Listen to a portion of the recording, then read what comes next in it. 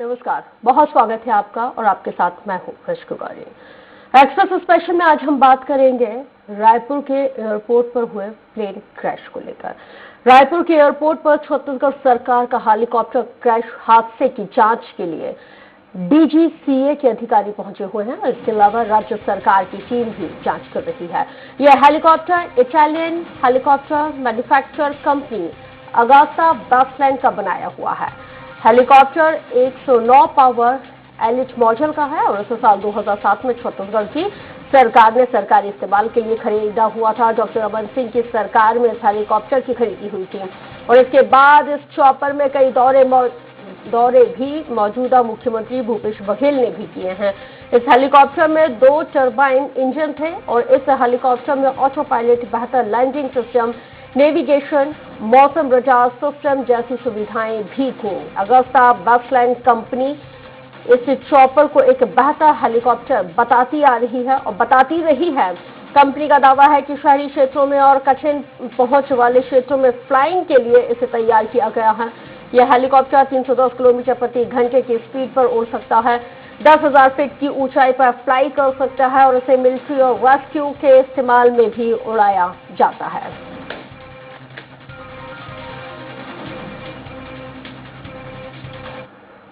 तो रायपुर में रात 9:10 के आसपास हेलीकॉप्टर क्रैश हुआ और रायपुर एयरपोर्ट पर हेलीकॉप्टर का ब्लैक बॉक्स बरामद किया गया। बताया यह जाता है कि इसमें उस वक्त के मैसेजेस टेप हैं जब हेलीकॉप्टर क्रैश हुआ था। अब जांच टीम इसके जरिए हादसे के कारणों का पता लगाएगी। सूत्रों के मुताबिक इंजन में आई गड़बड़ी की वजह से ही यह हेलीकॉप्टर उड़ान के कुछ ही मिनट बाद नीचे गिर गया और इस पूरे हादसे में छत्तीसगढ़ सरकार के पायलट कैप्टन जी के पांडा, नाइट फ्लाइट ट्रेनिंग के लिए दिल्ली से आए पायलट कैप्टन एपी श्रीवास्तव की बात हो गई। हेलीकॉप्टर के 2 पायलट कैप्टन गोपाल कृष्ण पांडा और captain AP Srivastava flying practice कर रहे थे। इसी वक्त अचानक ये हादसा हुआ। कैप्टन पांडा उड़ीसा के रहने वाले हैं, तो वहीं पिछले कुछ सालों से वे प्रदेश सरकार में सीनियर पायलट के तौर पर काम कर रहे थे। हेलीकॉप्टर क्रैश मामले में जान गंवाने वाले कैप्टन पायलट गोपाल कृष्ण पांडा और एपी श्रीवास्तव को श्रद्धांजलि दी गई। कैप्टन एपी श्रीवास्तव का पार्थिव शरीर दिल्ली के लिए रवाना किया जाएगा। तो वहीं कैप्टन पांडा उड़ीसा के रहने वाले थे, लेकिन कई सालों से रायपुर के वीआईपी रोड की एक कॉलोनी में रहा कर रहे थे।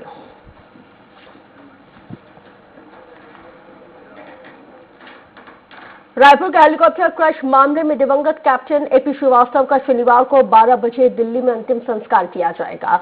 एपी श्रीवास्तव के भांजे और पूर्व विधायक आदर्श शास्त्री ने इस जानकारी को दिया है। उन्होंने कहा है कि दुखद घटना से पूरे परिवार पीड़ा में है और एपी श्रीवास्तव उत्तर प्रदेश के आजमगढ़ के रहने वाले थे। दिल्ली में उनका अंतिम संस्कार होगा।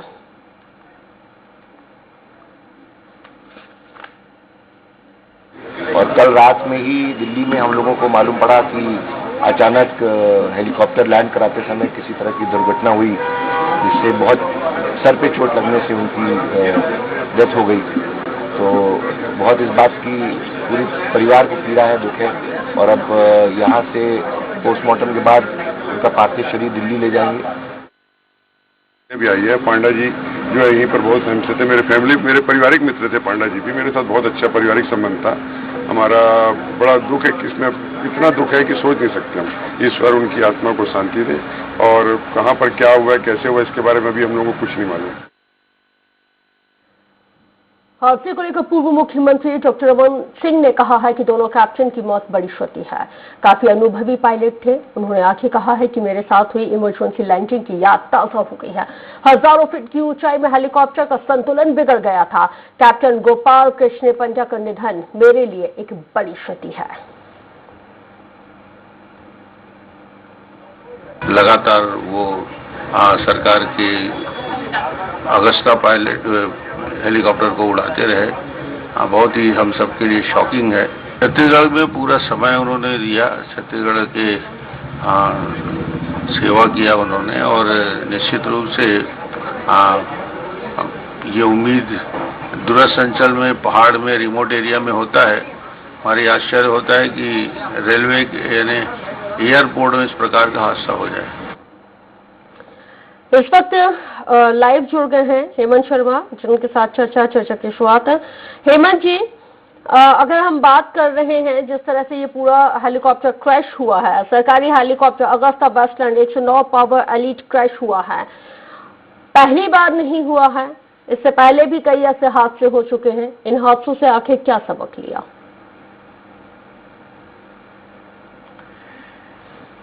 हाँ, देखिए, इस हादसे की अगर बात की जाए तो पूरा जी ये जो घटना है वो कल रात 9:10 पर हुआ।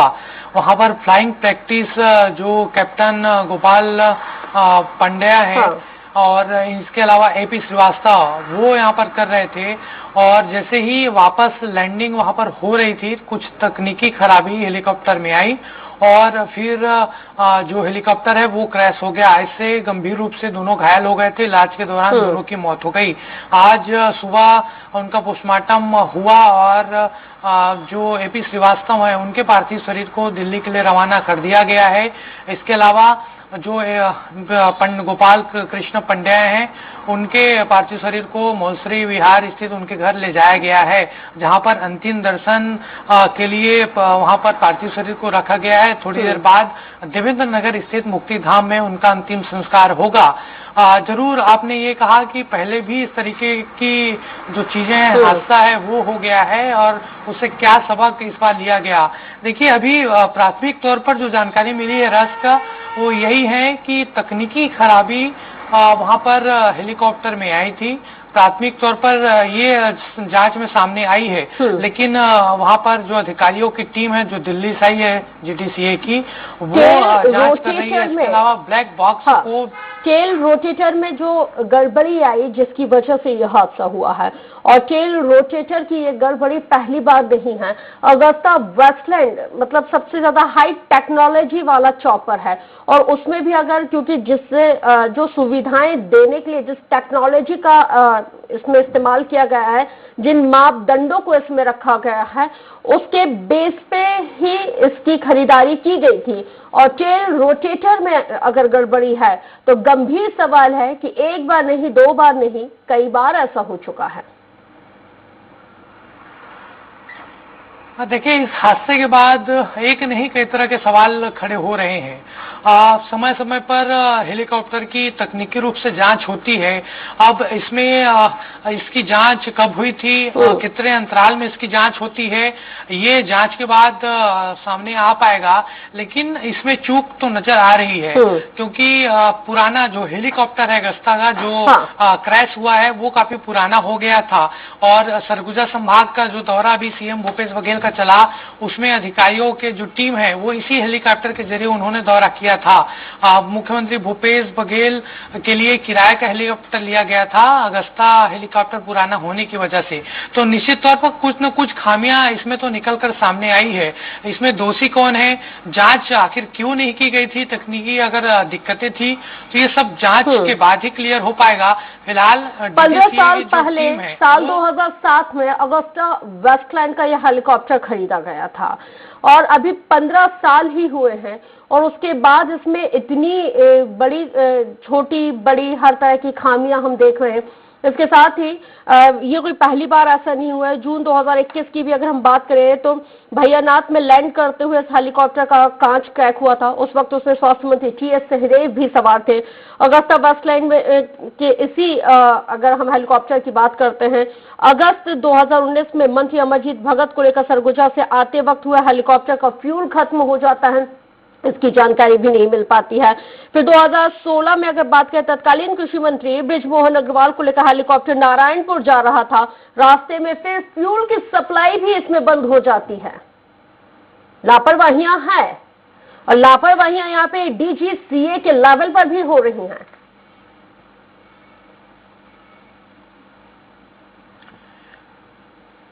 देखिए, लापरवाही के कारण ही इस प्रकार की जो घटना है वो हुई है।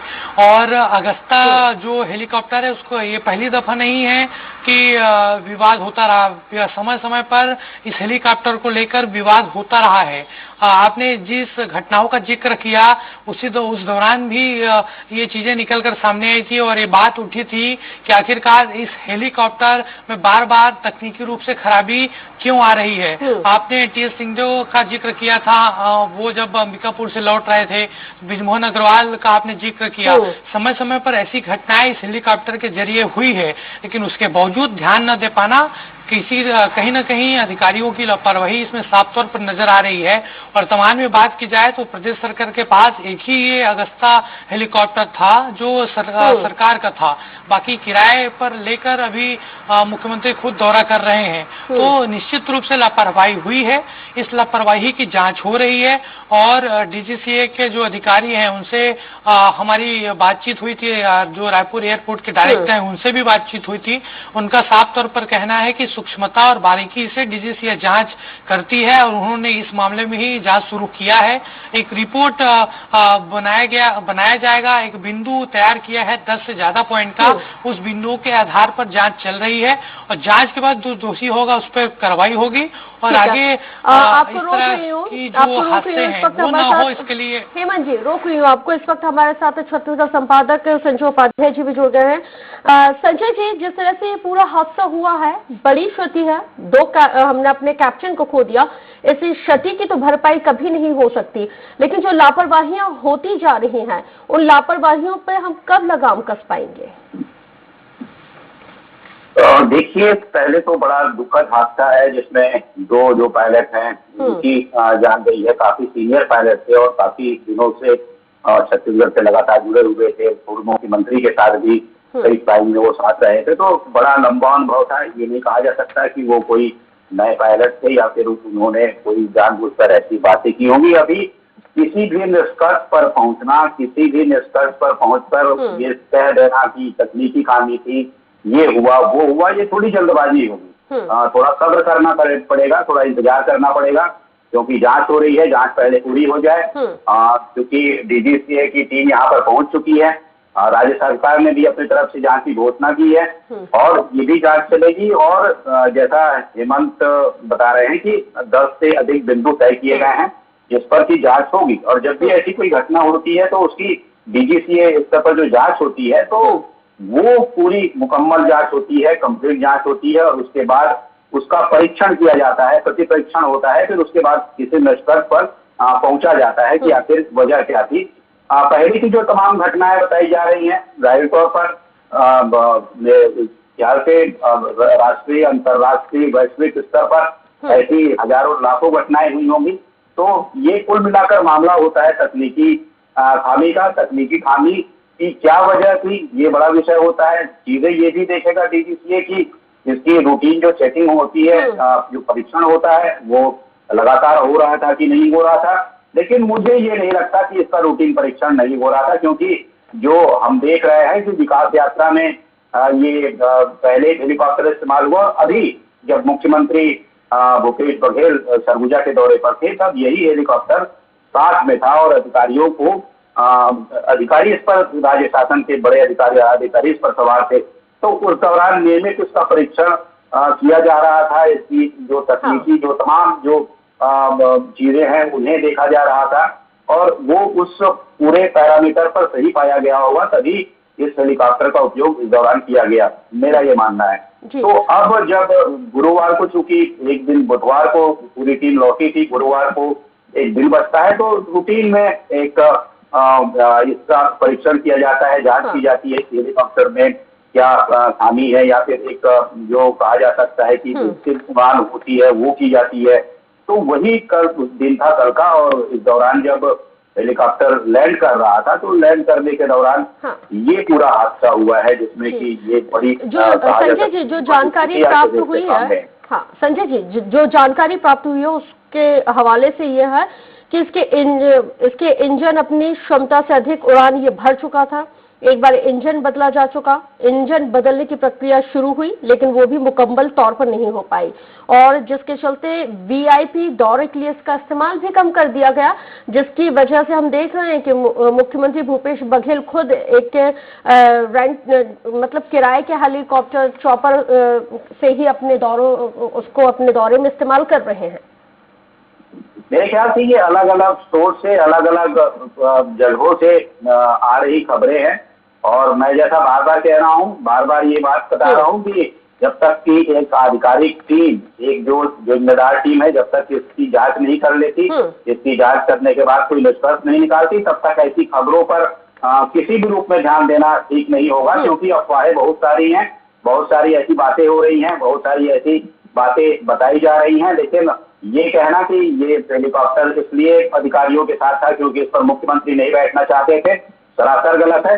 क्योंकि अभी इंतजार करना होगा, इतना बड़ा हादसा हुआ है, केंद्र की टीम यहाँ पर पहुंची हुई है, वो जांच कर रही है। इस बीच 50 प्रकार की खबरें 50 सोर्स से आ रही हैं, 50 प्रकार की खबरें सैकड़ों सोर्स से आ रही हैं। लेकिन थोड़ा सा इंतजार करना होगा, इंतजार करना बेहतर होगा जब ये जांच पूरी हो जाए और जांच रिपोर्ट सामने आए। निश्चित रूप से घटना हुई है तो पीछे कोई ना कोई वजह तो होगी, लेकिन वजह कौन सी है इसके लिए इंतजार करना होगा। ये तो है कि हमें इंतजार करना होगा और किसी भी चीज की पुष्टि करने से पहले मतलब उसकी ऑथेंटिसिटी पे भी हमें नजर रखनी होगी। संजय जी, अगर इससे पहले जैसे ये हादसा हुआ कल और हमने 2 कैप्टन को खो दिया, इससे पहले भी हम देख रहे हैं कि कई ऐसे हादसे हुए हैं और उसमें हम 2173 लोग इस तरह से जो प्लेन क्रैश हुए हैं उसमें जान गंवा चुके हैं। अगर कुछ वक्त पहले की अगर हम बात करें तो कुन्नूर में हुए हादसे में जिस तरह से हेलीकॉप्टर दुर्घटनाग्रस्त हुआ था, उसमें हमने जो CDS defence CDS Vipin Rawat और उनके साथ उनकी पत्नी और उन अन्य स्टाफ के लोगों को भी हमने खो दिया था। ये भी एक बहुत बड़ी क्षति रही है हमारे लिए, पूरे देश के लिए। कैसे हम इन तमाम चीजों पर, इस तरह की दुर्घटनाओं पर कैसे लगाम रखेगी? क्या कुछ नई टेक्नोलॉजी पे हमें जानना पड़ेगा? देखिए, ये बहुत सीधी सी बात है और बिल्कुल सीधा सा एक कहा जा सकता है कि फार्मूला है कि आपको जितनी ज्यादा सुविधा की जरूरत होगी उसमें रिस्क का फैक्टर उतना कहीं ना कहीं गंभीर होगा। ज्यादा तो नहीं, गंभीर होगा। अगर सड़क की यात्रा होती है तो उससे चांसेस तो है दुर्घटना के, लेकिन वो जरूरी नहीं कि उससे इतना बड़ा कोई नुकसान हो। लेकिन वही है, बात यह है कि ये पूरा मामला जो है, और ऐसा नहीं है कि इस क्षेत्र में तकनीकी स्तर पर बहुत से सुधार हुए हैं, बहुत से ऐसे नए प्रयोग किए गए हैं, बहुत से ऐसी नई तकनीक विकसित की गई है जिससे कि ये पूरा जो क्षेत्र है बहुत ज्यादा सुरक्षित हुआ है। पहले की हम तुलना अगर आज की स्थिति से करें, जो एयर ट्रैफिक कंट्रोल सिस्टम जो है उसमें जितना विकास किया गया है, उसकी तकनीकी क्षमता जितनी बढ़ाई गई है, इसके साथ ही साथ तो और भी जो अन्य प्रकार की चीजें हैं जो कि पहले भयावह हुआ करती थी, लेकिन आज की स्थिति में उस पर कहीं ना कहीं बड़ा काम किया गया है। तो आने वाले दिनों में देखिए, जब कोई सुविधा जब विकसित होती है, जब कोई ऐसी व्यवस्था परिलक्षित की जाती है, तो जाहिर तौर पर उसके आगे आने वाले दिनों में विकास और उसके सुधार की तो गुंजाइश लगातार बनी रहती है। तो यहाँ भी निश्चित रूप से ये गुंजाइश है और लगातार इस दिशा में काम हो रहा है। तमाम सरकारी एजेंसियां हैं या फिर जो निजी संस्थान हैं, इस पर लगातार काम कर रहे हैं। और जाहिर तौर पर ये, जैसा मैंने कहा कि हर क्षेत्र हो, चाहे आवागमन का, यातायात का कोई सा भी क्षेत्र हो, उसमें लगातार सुरक्षा एक बड़ा विषय रहा है। चाहे वो रेल परिवहन हो, सड़क परिवहन हो, वायु परिवहन हो, तो यहाँ सुरक्षा सबसे बड़ा विषय रहा है। और सुरक्षा की दृष्टि से लगातार नए काम किए जाते रहे हैं और आगे भी होंगे और अभी भी चल रहे हैं निश्चित रूप से। जी, हेमंत जी, आपका रुख कर रही हूँ, अभी क्या ताजा जानकारी और इस वक्त आप दे पा रहे हैं? हाँ, देखिए, अभी तक का अगर अपडेट की बात करें तो कैप्टन एपी श्रीवास्तव का पार्थिव शरीर दिल्ली ले जाया गया है। उनके परिजन यहाँ पर आए हुए थे, 100 परीक्षण कक्ष भी वो गए थे, वहाँ उन्होंने पार्थिव शरीर का दर्शन किया और उसके बाद अब दिल्ली रवाना कर दिया गया है। इसके अलावा जो कैप्टन जीके पांडा है, उनका भी पार्थिव शरीर मौसरी विहार स्थित उनके घर भेज दिया गया है। वह कुछ देर बाद अभी अंतिम दर्शन वहाँ पर पार्थिव शरीर का लोग कर रहे हैं और उसके कुछ देर बाद देवेंद्र नगर स्थित मुक्ति धाम में उनका अंतिम संस्कार यहाँ पर कर दिया जाएगा। अभी क्योंकि आपने बताया है कि कुछ देर बाद अंतिम संस्कार कर दिया जाएगा, हमने इससे पहले देखा कि पूर्व मुख्यमंत्री डॉक्टर रमन सिंह भी श्रद्धांजलि अर्पित करने के लिए, अंतिम विदाई देने के लिए पहुंचे हुए थे, और इसके साथ ही कई लोगों की हमने इस वक्त मौजूदगी भी देखी थी कि ये जो अंतिम संस्कार जब किया जाएगा उस वक्त मतलब किस तरह के इंतजामात और तमाम चीजें, क्या कुछ वहां पे तैयारियां चल रही हैं?